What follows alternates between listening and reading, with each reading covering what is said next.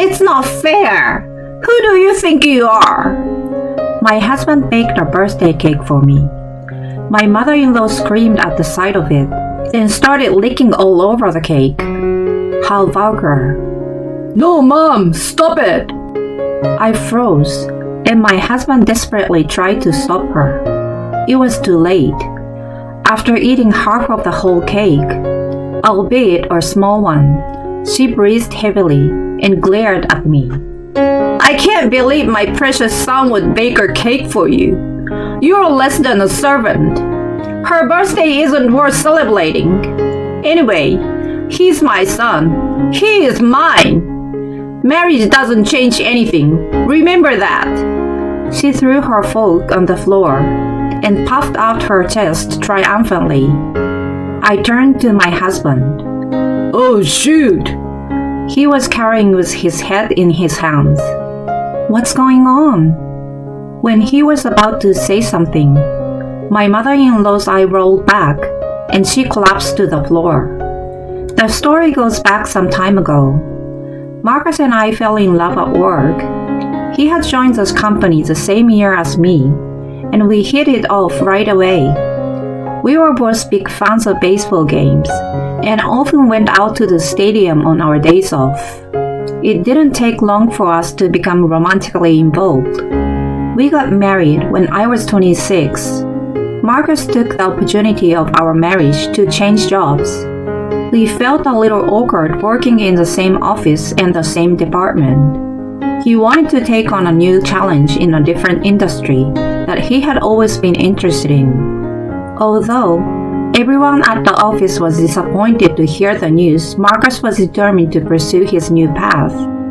Our colleagues gave us their heartfelt blessing on our marriage and sent Marcus off with their best wishes. It wasn't just them. Friends and family were also exhilarate about our marriage. Well, except for one person. Hey, Ivy, the mirror in the bathroom is dirty again. It's a place for grooming, but you're not very conscious about it. Okay. What's with your attitude? Come on, hurry up and clean it. I wonder why Marcus changed his job for a useless person like you. In her mind, it was my fault that he had to change his career. I knew it was pointless to explain, so I headed for the bathroom in silence. The mirror had some water stains, and that was it. If I had told her it was nothing, I knew she would have been furious with me, so I wiped it clean. The main problem after marriage was my mother-in-law Betsy. She divorced her ex-husband when Marcus was still young and raised him by herself. Perhaps that was why she was more overprotective of him than usual. She even insisted we live only 2 subway stops away from where she lived. She visited us every weekend and criticized me. Eventually, she started coming over even when Marcus was out. He picked up on some hobbies and often went out with new friends on his days off. Even though I told her he wasn't at home, she kept showing up, and I had no choice but to entertain her. When the mirror was wiped clean, I heard her calling me for some other task. With a grunt, I headed for the living room to see what was next. I'm home. By the time I heard Marcus' carefree voice, it was already evening. The house was spotless from top to bottom, thanks to all the things Betsy had me do. Oh, you're back. She rushed to the door. She took off his jacket and walked into the living room with him. Hi, honey. Hey, I brought you some sweets. Oh, you are so thoughtful. These are for Ivy and...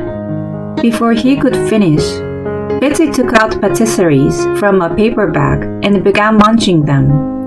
As we watched her without saying a word, she noticed us and made a sulky face. Let me be. It's only fair that I get treated the same way as Ivy. She acted like a child, but I was in no mood to argue with her. I signaled Marcus with my eyes, and we let her do whatever she wanted to do. When I went to the kitchen to prepare dinner, he followed me for some reason. I needed him to keep an eye on Betsy. What's up? Sorry, I was told to attend a meeting with a client on Monday. Really? Yeah, I got a call from my boss earlier. He sounded apologetic because it was my birthday on Monday, and we were supposed to go out for a nice dinner. We had decided a long time ago that we would take a day off and spend it together. Well, if he was told to work then, that was that. I'm really sorry. I will make it up to you later, I promise. Don't worry. I will cook you something special. Then, Betsy popped up in the kitchen. Before she could ask us what was going on, Marcus took her back to the living room. I was disappointed, but told myself to let go and started cooking dinner. It was the following night when the harsh reality hit me. Marcus had to prepare for the meeting and was coming home late. As I was getting ready for bed, I received a message and pictures from a colleague who was on maternity leave. I opened the app without thinking much and was met with an eye-opening text and a few images. Sorry, it's so late. This is Marcus, right? I saw him while I was shopping. There were pictures of him and an unknown woman sitting next to each other at a cafe. Images were of them happily feeding a cake to each other on a terrace and snuggling up. All of them were inexcusable evidence. Seeing him in a suit, they must have met during a break from work. I couldn't sleep that night. I thought about ignoring him, but if he sensed something was up, it might have hindered me from getting more proof.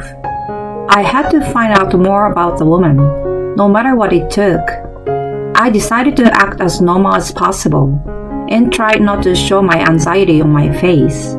Then, the day before my birthday, he said he was going to meet a friend and left the house as usual.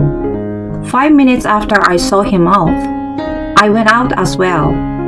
I walked quickly toward the station. I had a hunch that he would take the subway. It was a 10 minutes walk from my house to the station, so if I hurried, I would be able to catch up with him. As I was walking, unpleasant thoughts kept swirling around in my head. I was sure that all his previous outings had been to meet the woman. If so, the affair had started 6 months ago. Why? Was he unhappy in his marriage? I was the only one who thought we were doing well. As I was walking and wiping away my tears, I spotted him. He got on the subway and got off after 3 stops, and I followed him. After working for a while, he went into a small pastry shop. I wondered what in the world he was doing there. Then I saw a woman in an apron come out of the kitchen. It was her in the pictures. I hurried to photograph of the exterior of the shop and of them making out. Then I left as fast as possible. After I returned home, I did some housework to distract myself. I took pictures, but didn't know what to do with them. Eventually, the sun went down, and I had dinner with Marcus as usual when he returned. The day was over in a flash. That night, I noticed that Marcus, who was sleeping next to me, had left the bed. The phone on his bedside table was also gone. I wondered if he was going to call his lover. I got out of bed too. He was doing something in the dark kitchen, relying only on the light from the refrigerator. The suspicious movements scared me, so I turned on the light and called out to him. Then a paper bag fell from his hand. The name of that pastry shop was printed on the bag. I felt my blood run cold. Oh shoot, you caught me. I wanted to make it a surprise for you by looking in a fridge tomorrow. He was holding a small-sized whole cake. The chocolate plate on top of it had a writing, Happy birthday, my love. The poor handwriting must have been his. He had taken the trouble to write it by himself when he should have left it to the chef. I was sure he didn't want his lover to know about my existence. Moreover, he wanted me to eat the cake that she baked. Happy birthday, honey. Since you are here, do you want some? Thanks, but not now. I will save the fun for tomorrow. Yeah, it's late for a cake. I didn't want to eat it at all, though I couldn't tell him that. I was too lazy to withdraw my request for a day off, so I stayed home alone on my birthday. After seeing Max off, I sank into the sofa. I pondered what I was going to do. I had to think, but my brain was foggy, and I couldn't think straight. Then suddenly, the doorbell rang. I looked to see who it was, and saw Betsy standing there looking grumpy. She was the last person I wanted to see right then, but I couldn't just ignore her. I opened the door with a heavy heart. As soon as she saw me, she told me to clean the front porch because it was messy. I told her to let me get her a drink first, but she brushed me off. She didn't want it and just wanted me to get to cleaning right away. I returned inside the house after about half an hour and didn't find her in the living room. There was a noise coming from the kitchen. I went to check and found her in front of the fridge. Betsy? Startled by my voice, something fell to the floor. It was my birthday cake that was more than half gone. She apparently found it and ate it without asking me. She had snatched sweets that Marcus had bought for me before, but it was shocking to see her eating my birthday cake. When I was totally stunned, her face turned red. What are you staring at? It means nothing to me that you're married to Marcus. He's my only son, and he's always mine. She screamed at me with whipped cream around her mouth. What lay crumbled on the floor was what used to be my birthday cake. The writing on the sheet of chocolate was almost illegible. It was a whole cake, albeit a small one. She ate more than half of it by herself. It wasn't that she loved the cake so much, but more like she couldn't stand my existence. When I remained silent, she threw her fork down on the floor. I raised him all by myself. I can't allow you to take him away from me.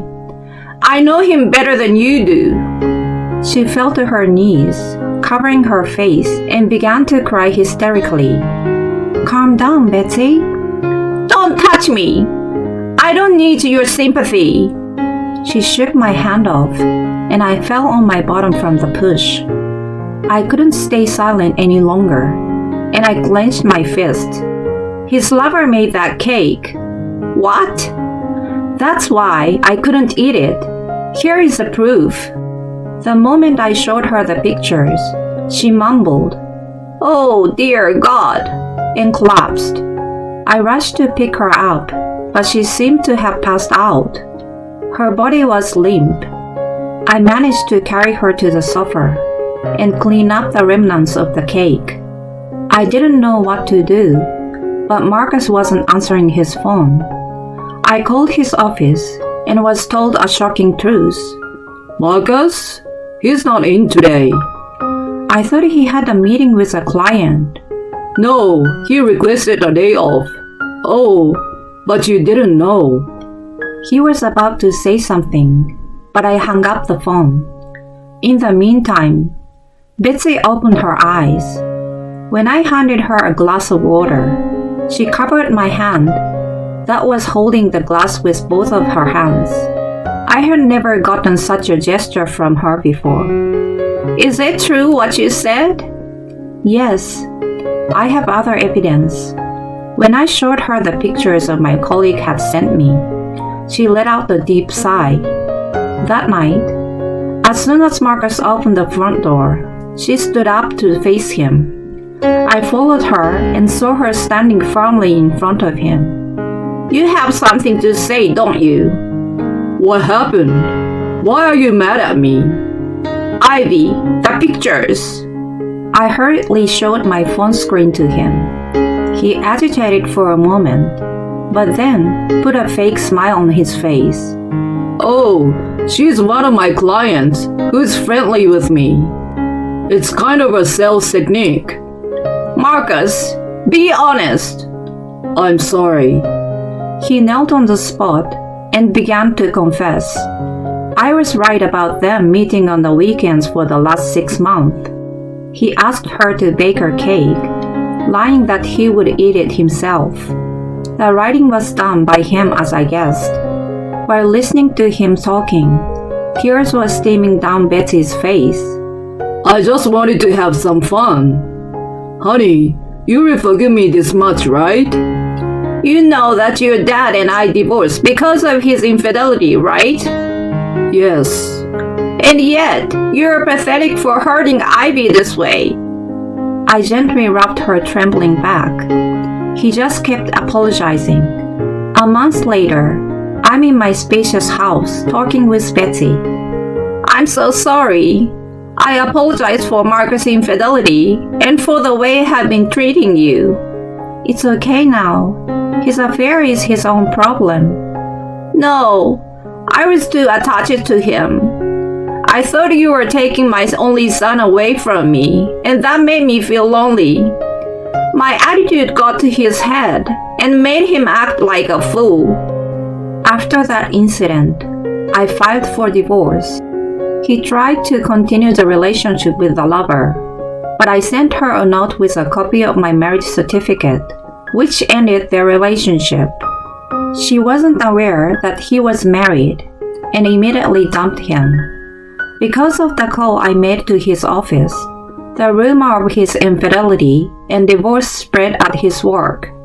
He is still working there, being shamed by his coworkers. What are you going to do now? I'm selling this house and getting a new place. I want to start over from scratch. I hear you. Please come visit my new house if you like. I will let you know when I settle in. Thank you, my dear. I'm still hurt, but I'm sure that this event has some meaning. I will try my best little by little to make it a funny story someday. The gentle light of the sun through the windows shines on us.